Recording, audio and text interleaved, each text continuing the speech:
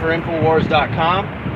Just crossed back over from Mexico. Those mountains you see in the distance are from Mexico. Those are Mexican territory. All of this is right here on our border. I just came back from the states of Tamaulipas, Nuevo Leon, which contains Monterrey, the great city of Monterrey. Also Coahuila.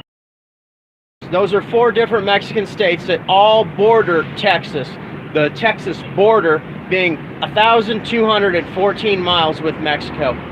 Now right now we're very close to having a failed state on our southern border, which is going to allow Islamists and gangsters to flood into the USA. I covered the Santa Fe, Texas shooting. It was a terrible tragedy. I spoke with some of the kids whose friends died in that, and it was a sad, sad situation.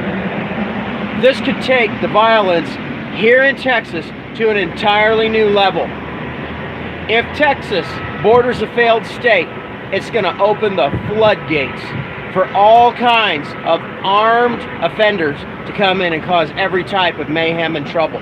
This is what's happening in Europe. It's what's happening in with the failed state in Syria. And now it's only getting worse. Got some company here.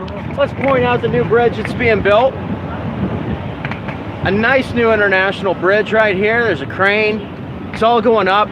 I really hope that there's a growth in trade and partnership between our nations. There's a little bit of friction right now. The Mexicans are a little upset about Donald Trump. Of course, all of that is propaganda. When I talk to them personally, it's really very easy to tell them a few things about the presidential frontrunner, Lopez Obrador, that they don't know, that he's Russian-backed, that he's Vatican-backed, that the Mexicans, after fighting 3 wars to decrease the power, political power of the Catholic Church in Mexico, the last thing they want to do is invite the Catholic Church to come back in with diplomatic immunity, especially considering all the pedophilia trials that are breaking all over the world having to do with the Catholic Church. Now, Governor Abbott, President Donald Trump, there's one man that can stop all of this from happening. The one viable presidential candidate that can unite Mexico as a nation, bring it together, and drain their Mexican swamp, which is across all the political parties, including the new one founded by Lopez Obrador, full of corruption. Even in the presidential debates, he was confronted by other candidates and said, hey, you sold our 2 biggest banks to out of Mexico, sold them to European banking interests. What about that? The man had no answer. But really, the National Bank of Mexico, Banamex, he sold it. And also Bancomer, which is here on my jersey. This team's very popular in the north of Mexico. Some love it and some hate it. Anyway, Tomas Yarrington is in the United States custody. His trial has just been postponed from June to October because there's over 100,000 pages of evidence. Guys, the charges against Tomas Yarrington are politically motivated. Tomas Yarrington has always been an enemy of the cartel since the first time I heard his name come up in the year 2000 when I was down preaching and the witch doctors were all coming against him. The cartels were paying the witch doctors. Now, that may seem strange to the average news viewer, but in light of the fact that all the real leaders in this world are devil worshippers and pedophiles, this is what they were working against him.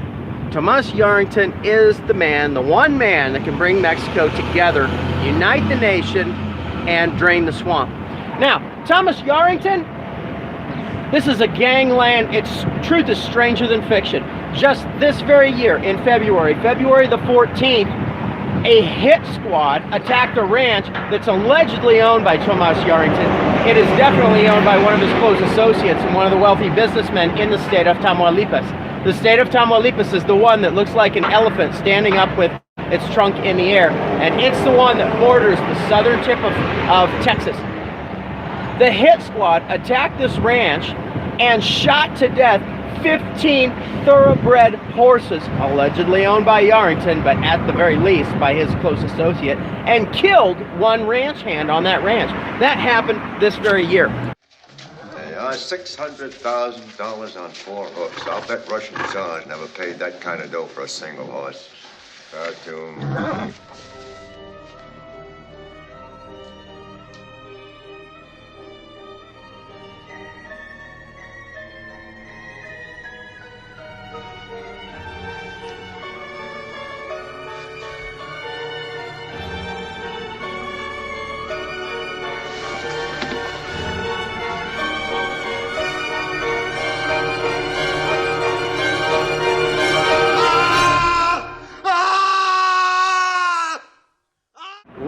year, when Trump was elected, during the process of his inauguration, right within a few days of Trump's inauguration, there was a terrible gun battle at the Reynosa border, where the building that was attacked was the United States Embassy under construction. And it was attacked by a modeled hit squad with rocket-propelled grenades and fully automatic weapons and at least one armored vehicle. And if you read all the news articles, some of them say that there were Islamic jihadists involved in that attack, along with some of the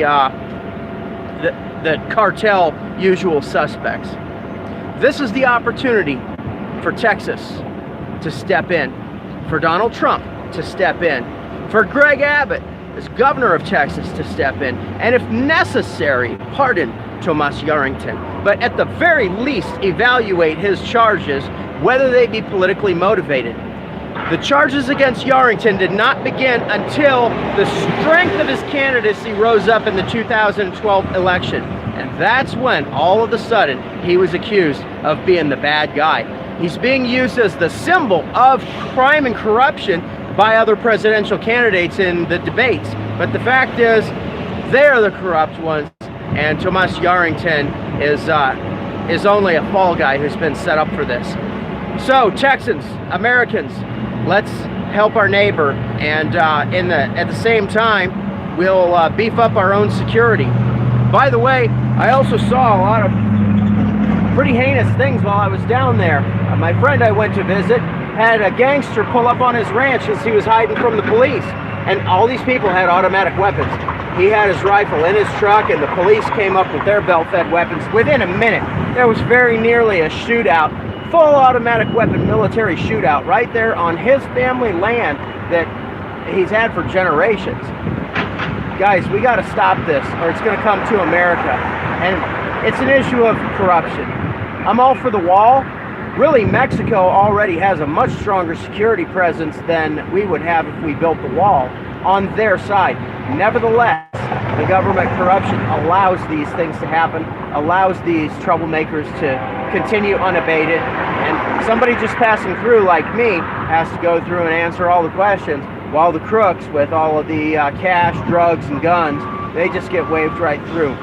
So we've got to do something about it, or it's going to be here on these streets, and it's worth avoiding. Stay classy, Info Warriors.